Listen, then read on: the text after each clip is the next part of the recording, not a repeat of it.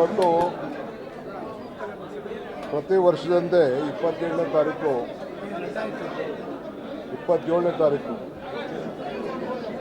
June 27ನೇ ತಾರೀಕು ಕೆಂಪೇಗೌಡ ದಿನಾಚರಣೆ ಆಚರಣೆ ಬಗ್ಗೆ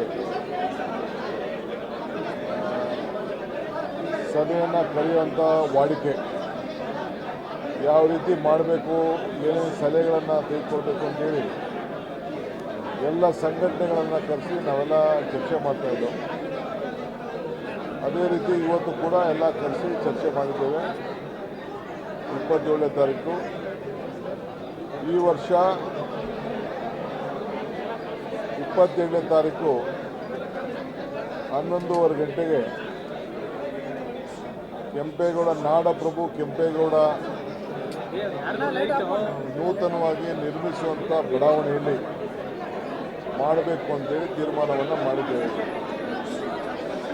ಸೊ ಬ್ಯಾಂಗ್ಳೂರು ಡೆವಲಪ್ಮೆಂಟ್ ಅಥಾರಿಟಿ ವತಿಯಿಂದ ಹ್ಯಾರಿಸು ಮತ್ತು ಸೋಮಶೇಖರ್ ಅವರ ನೇತೃತ್ವದಲ್ಲಿ 15 ಲಕ್ಷ ಸಸಿಗಳನ್ನು ಗಿಡಗಳನ್ನು ಅಲ್ಲಿ ನೆಡಬೇಕು ಅಂತೇಳಿ BDA ಅವರು ತೀರ್ಮಾನವನ್ನು ಮಾಡಿದ್ದಾರೆ. ಸೊ ಆ ಕೆಲಸ ಕೂಡ ಅವತ್ತು ನಡೀತದೆ. 5 ಕಡೆಯಿಂದ ಮಾಮೂಲಿ ಗೋಪುರದಿಂದ ತಂಡಗಳು ಬರ್ತದೆ.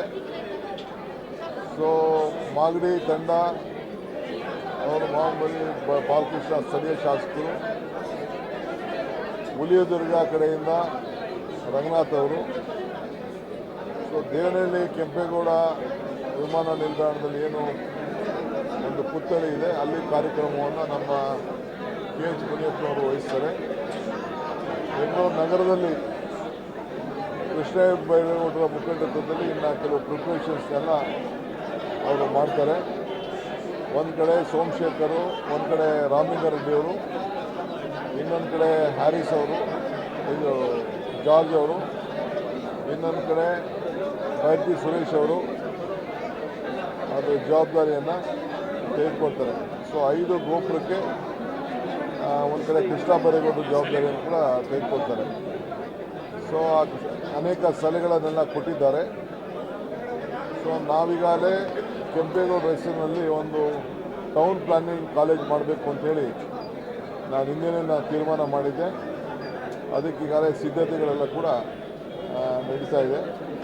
ಪ್ರತಿ ವಿಧಾನಸಭಾ ಕ್ಷೇತ್ರದಲ್ಲೂ ಕೂಡ ಈ ಆಚರಣೆ ನಡೀತದೆ. GBA ವತಿಯಿಂದ ಪ್ರತಿ ವಿಧಾನಸಭಾ ಕ್ಷೇತ್ರದಲ್ಲಿ ಆಚರಣೆಗೆ 1 ಲಕ್ಷ ರೂಪಾಯಿ ಹಣವನ್ನು ಕೂಡ ನಾವು ಬಿಡುಗಡೆ ಮಾಡ್ತಾಯಿದ್ದೀವಿ. ಆಮೇಲೆ ಇಲ್ಲೂ ಕೂಡ ಬೆಂಗಳೂರು ನಗರದಲ್ಲಿ ಅದಾದ ಮೇಲೆ ಮತ್ತೆ ಒಂದೊಂದು ವಾರ್ಡಲ್ಲೂ ಕೂಡ 369 ವಾರ್ಡಲ್ಲೂ ಕೂಡ ಅಲ್ಲೂ ಕೂಡ ಒಂದೊಂದು ಕಾರ್ಯಕ್ರಮವನ್ನು ಅವರಿಗೆ 1 ಲಕ್ಷ ರೂಪಾಯಿ ಕೊಟ್ಬಿಟ್ಟು ಅಲ್ಲೂ ಕೂಡ ಒಂದೊಂದು ಕಾರ್ಯಕ್ರಮವನ್ನು ಅವತ್ತಲ್ಲ ಇನ್ನೊಂದು ದಿನ ನಡೆಸಲಿಕ್ಕೆ ಒಂದು ಟೈಮ್ಗಳನ್ನ ನಿಗದಿ ಮಾಡಿ ಬೆಂಗಳೂರು ನಗರದ ಮಂತ್ರಿಗಳು ಅದಕ್ಕೆ ತೀರ್ಮಾನವನ್ನು ಮಾಡ್ತಾರೆ. ಈ ಒಂದು ಮತ್ತು